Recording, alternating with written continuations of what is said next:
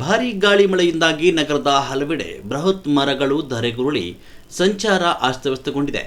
ಶಂಕರಮಠ ರಸ್ತೆಯಲ್ಲಿ ಬುಡ ಸಮೇತ ಮರವೊಂದು ಉರುಳಿ ಬಿದ್ದಿದೆ. ಅದೃಷ್ಟವಶಾತ್ ಮರ ಬೀಳುವ ವೇಳೆ ರಸ್ತೆ ಬಹುತೇಕ ಖಾಲಿ ಇದ್ದಿದ್ದರಿಂದ ಭಾರೀ ಅನಾಹುತ ತಪ್ಪಿದೆ. ಆದರೆ ಒಂದು ಕಾರು ಮರದ ಕೆಳಗಡೆ ಸಿಲುಕಿ ಜಖಂಗೊಂಡಿವೆ.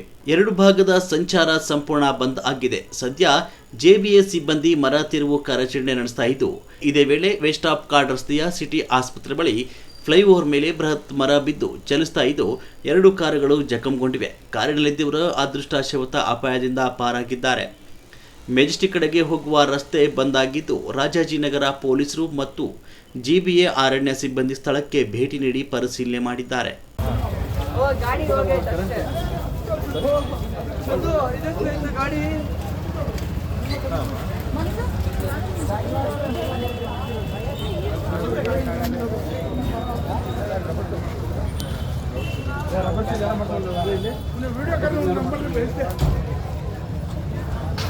Audio